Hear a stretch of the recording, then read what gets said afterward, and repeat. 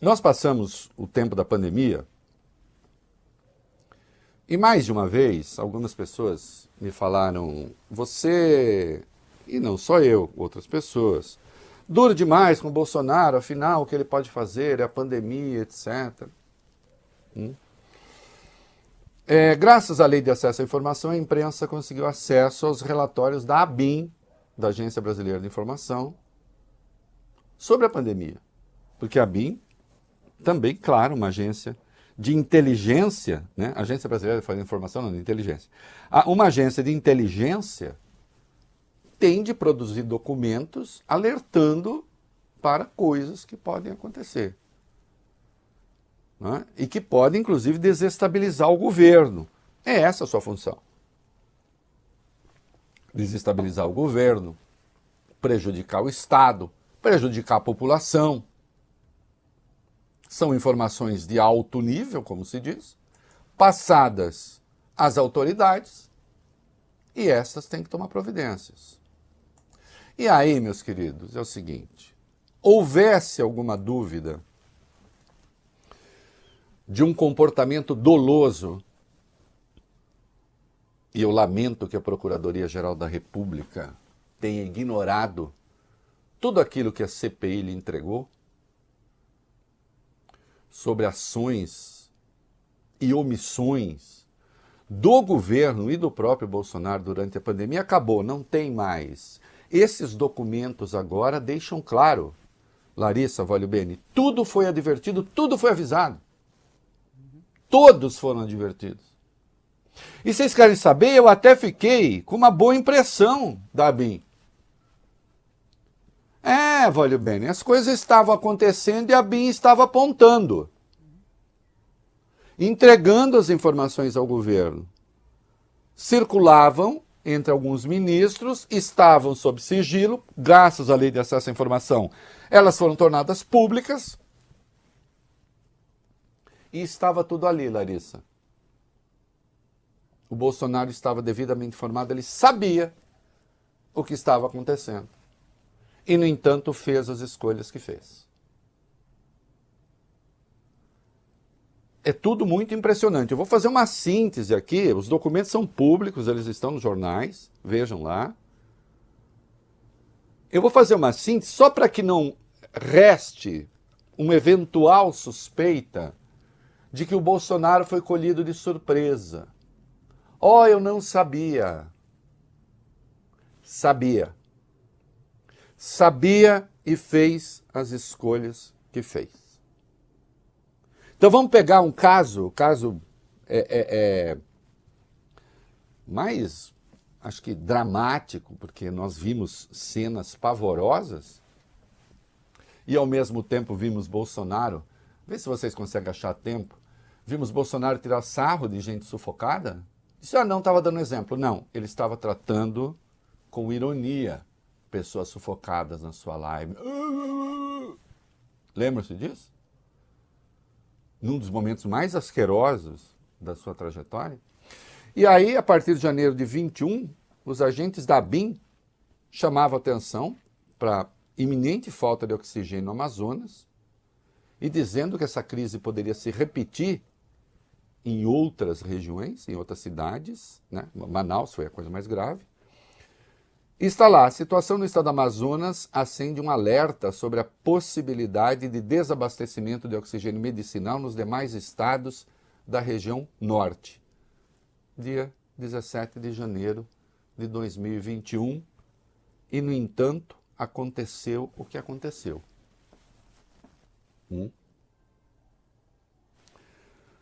Mas, dias mais tarde, os agentes da ABIN advertiram que para a necessidade de vacinação urgente, apontando o avanço de variantes da Covid, de novo falando da crise sanitária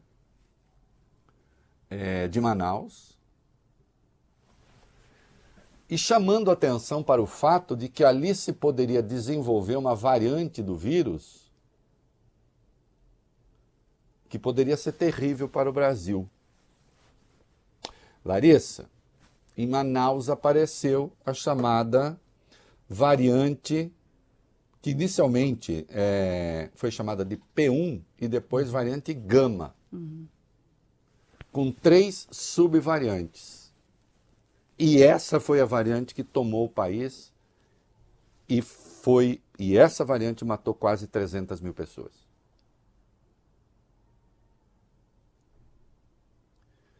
Então, aquela história de que não se sabia direito que a permanência do vírus durante muito tempo poderia provocar muitas mutações, até a BIM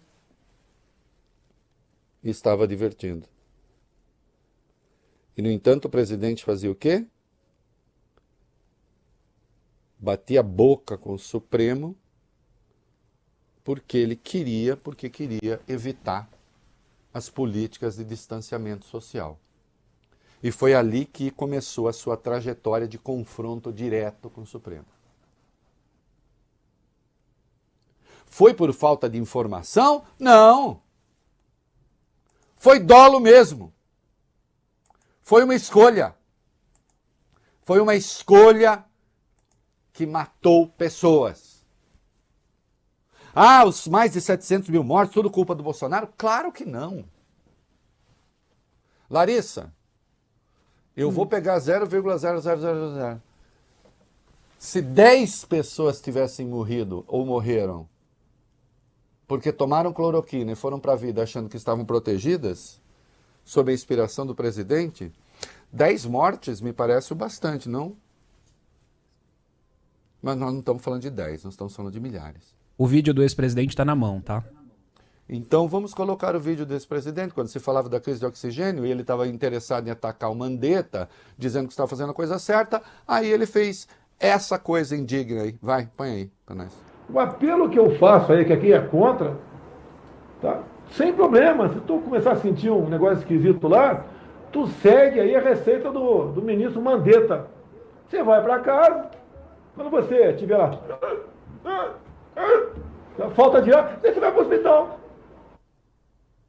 Gente, é nojento, porque isso aí ele está se referindo ao comecinho da pandemia, vale bem, quando as autoridades sanitárias, e era um consenso mundial, de que se fosse uma coisa leve inicialmente, se deveria evitar o hospital. Mas isso logo passou. O Bolsonaro pegou isso, que foi lá do começo da pandemia,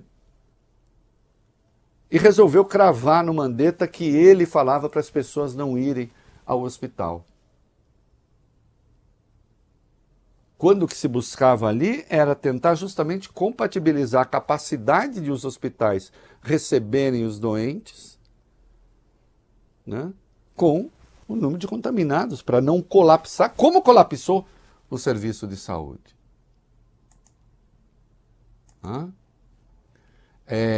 Há mais coisas.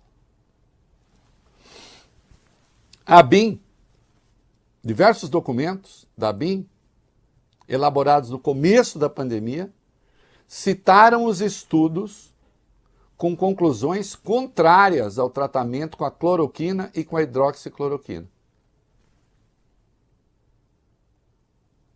Quando o Bolsonaro mandou o exército produzir cloroquina para distribuir, ele já tinha esses documentos.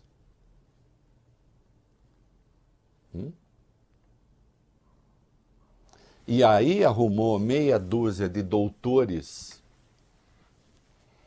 que resolveram pisotear o seu diploma,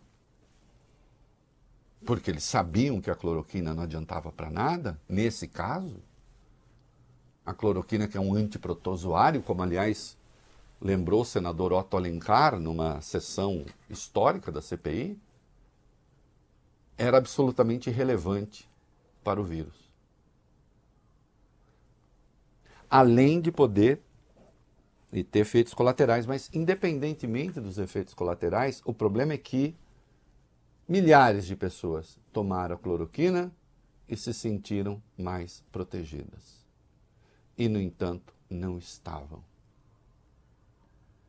Não vou ficar aqui porque envolve questões familiares, mas um dos maiores teóricos da cloroquina morreu de Covid.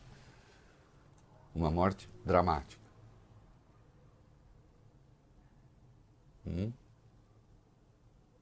Então a BIM estava lá.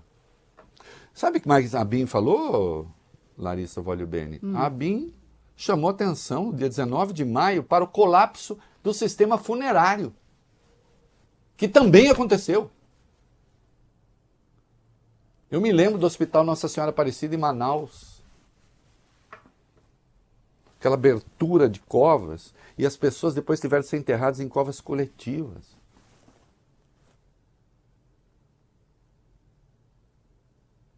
E o presidente praticando o negacionismo. Foi um troço pavoroso. Crônicas de tempos sombrios.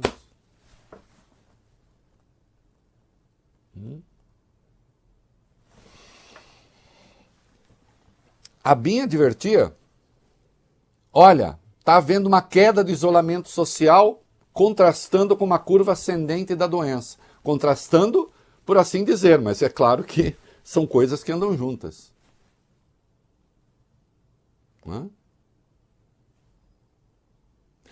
Lembram-se quando resolveram não divulgar mais o acumulado de doentes? Depois recuaram. Mas assim que o glorioso general Pazuello assumiu, resolveram não divulgar os números. Foi lá a BIM e disse, olha, isso é ruim, desgasta o próprio governo. A BIM foi tão cuidadosa, Voglio-Bene, olha, gostei da BIM, né? O desempenho da BIM foi bom. Quando eles querem trabalhar, se mostrou que trabalha. Sabe para que eles alertaram, Larissa? Que poderia haver uma crise ambiental decorrente disso, porque, enfim, tudo no país acabou girando um pouco em torno dessa questão. E até mudança, por várias razões que está lá, vocês leiam, não vou entrar em minudências, na lógica do tráfico de drogas, o que poderia concorrer para o aumento da criminalidade, que aconteceu.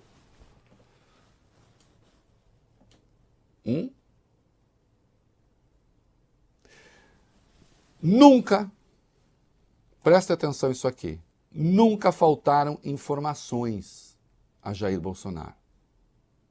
Sabe o que faltou a Jair Bolsonaro? Mas não é só nesse caso, em qualquer outro. Decência. Ah, por que requentar isso agora? Não estou requentando nada. As mais de 700 mil famílias que perderam entes queridos estão até hoje sem resposta. Para elas não é requentar. Todos nós perdemos pessoas do nosso círculo de relações. Não é?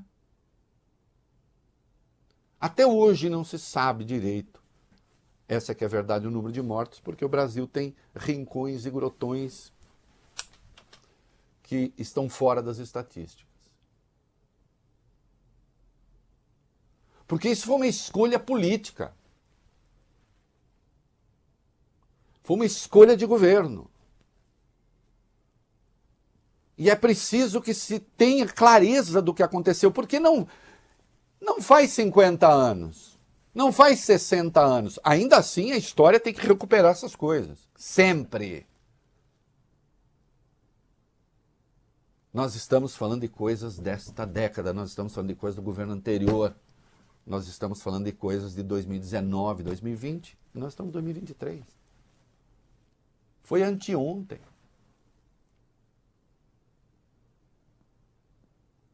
E ao mesmo tempo se estimulando o fanatismo, o negacionismo, transformando a questão da doença numa questão ideológica. Não é? Com piadas infames. Como é que é? Quem é de direita toma cloroquina, quem é de esquerda toma tubaína.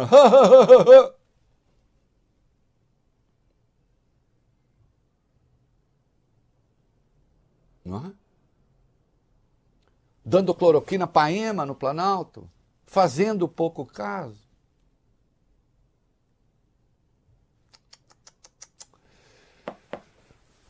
Não, eu não estou tratando de coisa do passado, eu estou tratando de coisa do presente e de gente que tem que responder por essas escolhas.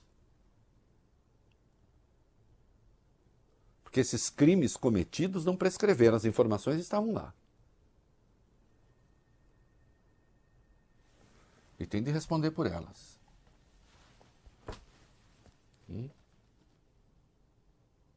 Porque é vida que nós queremos celebrar. E decência.